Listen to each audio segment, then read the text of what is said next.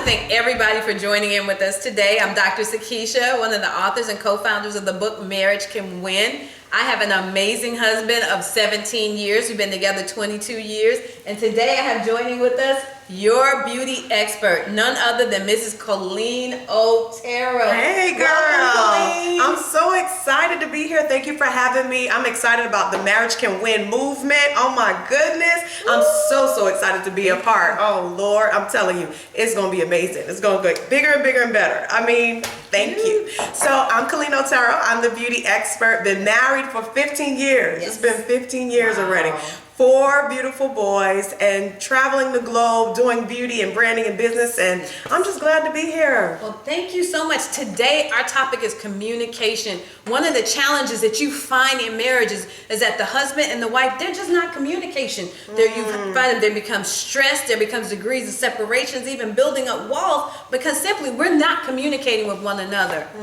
What's your take on that, Colleen? Well, it is real. That's, you know, we know that. It is real. That's why divorce rates are the way that they are. But for me and my husband, or my husband and I, the proper way, well, for us, we just really have to break it down and get in each other's face, you know, and really have that conversation. You know, sometimes when it's a difficult situation, you know, let's talk about like those hard places, those things that are like, okay, I'm left uneasy, I don't feel like talking, I'm shutting down, and we have to learn each other's language. And so what he has to do sometimes, honestly, he has to put on some worship in my house, like that. He does. He knows, you know, he sets the atmosphere. He really does. That's a smart man, because other than that, I shut it down. Like, I have no words. I don't feel like talking. And he'll play worship in the house. He'll set the atmosphere.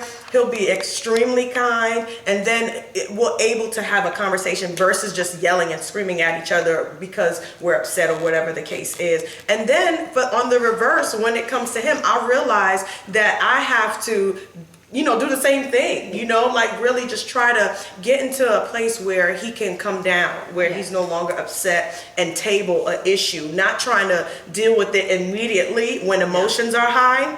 I think that is like the number one nugget that anyone can get from this in a relationship, is to table some issues, working out, knowing when the timing is to talk about something, Timing is and everything. how, you know, to not talk down. And so it's a lot of layers to this thing.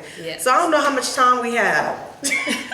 Well, one of the main things that you brought out, a key point, is just recognizing the timing, recognizing when it's the time to address these issues with your spouse, and not only that, making sure, number 2, that the atmosphere is conducive to be able to have those conversations. Because if you're stressed, he's stressed, you're operating in high emotion, low intelligence. So that means all kinds of things will transpire, and the communication will go down to 0. So that's one of the main things. We make sure we set the atmosphere and just make sure that we know our timing is perfect. That's really 2 key nuggets for communication.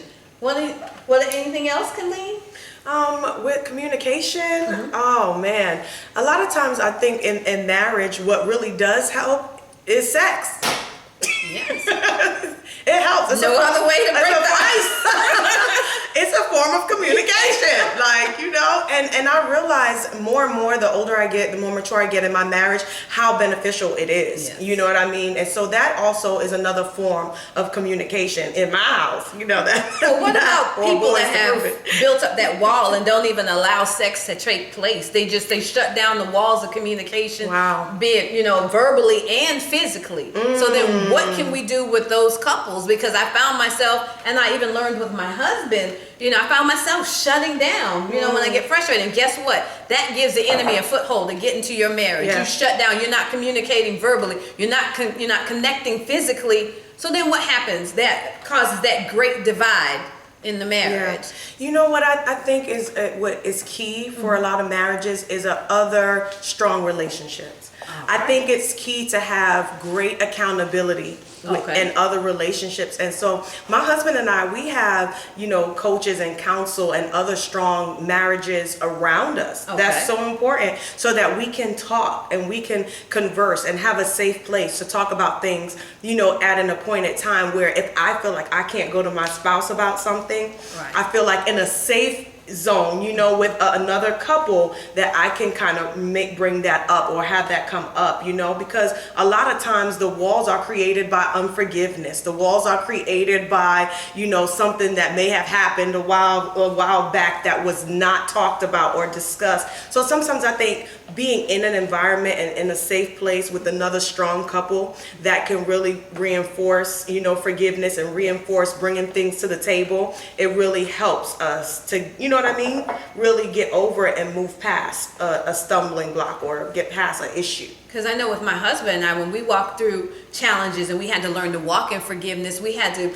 take it little bit by little bit, and we get into that a lot more in our book. We actually have a whole section in the book kind of is dedicated to walking in forgiveness, because forgiveness is going to be an essential piece to being able to solidify your marriage, because we have to recognize that we are all imperfect beings. We're all going to mess up, make mistakes. He may leave the toilet seat up, he may leave his underwear on the floor, but that doesn't mean your marriage has to be over because of something he's done. Why are you harboring that unforgiveness? And we take you through steps on how to get rid of that, and also get to the root of why that unforgiveness is there. Is it something that happened when you were a childhood and he hits that trigger, right, and it causes you to respond in life? But just make sure that's something that we talked about a little bit in the book. Oh my God, I hope they could forgive him for putting the toilet seat up, because honey, what happened when he, you know, goes out and spend money on, or come back with a brand new car and didn't consult you about it? You know, we are always going to have to know how to utilize forgiveness, and it helps to free you up, you know what I mean? Really. So